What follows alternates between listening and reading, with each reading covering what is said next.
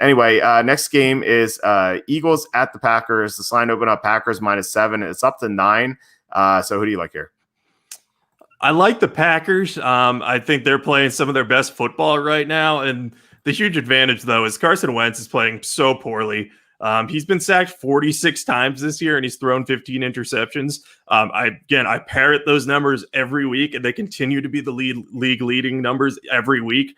They change every time, obviously, but he just is not playing well at all. He doesn't have any confidence. And, it's not entirely his fault. He doesn't have any blocking. His receivers can't separate, but after a certain point, you have to stop making mistakes, or you have to just find a way to move the ball on offense. The Eagles haven't done that. Carson Wentz hasn't done that. Doug Peterson hasn't done it.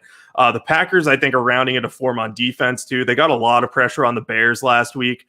And I know it's the Bears and it's Trubisky, but frankly speaking, Carson Wentz has looked a lot closer to Mitch Trubisky form than the former MVP type form he had. So I think that with the bad blocking in Philly and with Wentz's confidence shaken, I think that the Packers are going to get a ton of pressure on him.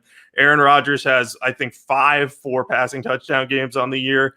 So they'll be able to throw all over the Eagles defense, which has not played bad. They actually played pretty well against the Seahawks, came up with some key stops.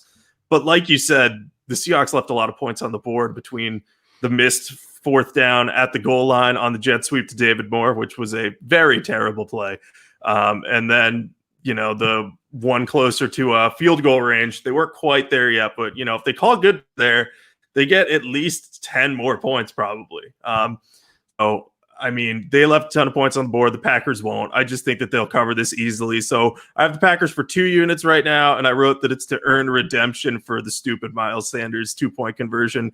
And if Doug Peterson would please stop going for 2 randomly for no reason. Like, I get it. There are analytical strategies in game where it makes sense. But when there's 12 seconds left and you're probably not going to get the onside kick, and even if you just kick the ball, you're still going to have a chance to win if you do get the onside kick. Just don't go for 2. It just makes me very upset because I lose in multiple ways in my bets. Or how about if you're down 11 and you have a 4th down, you kick a field goal to make it a 1-score game like that? I think that's a good strategy. Yeah. It's so infuriating. My dad last night, so he lost the bet on the Eagles or the Seahawks. He had -6.5. He was angry and he said, "Oh, that game was fixed." And I'm like, "Well, that ricochet Hail Mary was a hell of a fix. Like, that's like how do you pull that off? Like that's very impressive, like choreography." So anyway, with that in mind, Andrew said in the comments, he says the Eagles are a broken team, and from stock trading a lot, like I find myself comparing some of these teams to stocks. And like the Eagles to me seem like Enron or Nikola, like these completely fraud companies that should be, Nikola should be bankrupt. Enron eventually went bankrupt. Like Eagles this year, if you count them as 5.5-point dogs, which is like what the Super Contest was, and like what I got the number at, they'd be 3-9 against the spread this year. So if you just faded them just blindly, you'd be 9-3 against the spread. And the 3 covers they had, one was against Nick Mullins when Mullins was an 8-point favorite at home for some reason. The second one was that bogus backdoor cover against the Ravens when the Ravens were up double digits the entire second half. The Eagles got some lucky penalties and they got the game close. And then the third game was, remember that Sunday night game where they were like barely beating Dallas even though Ben DiNucci was playing, and then like DiNucci fumbled in the 4th quarter. It was returned for a touchdown. Like that's the Eagles cover. Like that's how the Eagles have covered the spread this year. Maybe they got another backdoor cover. It could happen. And with this high number, it's certainly like there's certainly a risk whenever you go above 7. But like the Packers just seem they're so much better than the Eagles. Like the Eagles have offensive line injuries, like with the Packers should be able to take advantage of. They won't be able to run block as well. So like the Packers' one weakness is the run defense. And I don't know if the Eagles can run that well against them. Like Sanders might get a nice run here and there. But like it's gonna be tough for them to do it consistently. So I think that this line is, I think this line should be higher. I think it should be in double digits. And I like the Packers.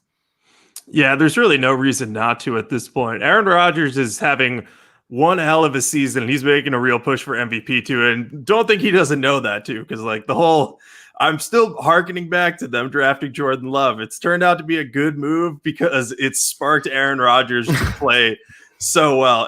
And by by good move, I mean in the worst possible way. Like they could have made their team better and had this type of season. Like they just lucked into some motivation. Yeah, I think if they had Chase Claypool, they'd be looking a lot better. But there is something to that. Like he does have this sort of like different vibe to him this year, where he has the killer instinct back, where he didn't really have that last year. I think him being healthy, for a while, for the first time in a long time, I think that has something to do with it too. But like you called it though, like you said that would motivate him a lot, and like from week one, you said Rodgers is going to be out for blood against the Vikings, and like he killed him in that game, and like it's a great call on your part. Yeah, if it weren't for Mahomes, he would definitely be the MVP front runner right now. Yeah, and I don't get a lot right, but thank you very much. And we'll see how that MVP race shakes out because I got money on Rodgers, so fingers crossed that he keeps doing well. Yeah, well, I'll be rooting for you. My MVP pick of Tom Brady's not going to work out. What betting site that I use? Bookmaker.eu is the best one. I used to use 5 Dimes as well, but they don't allow betting in America anymore. So Bookmaker is the best. Both you and I use Bovada, which is like pretty decent. BetUS is okay. And of course you have FanDuel and DraftKings. So those are the 5 sports books I have.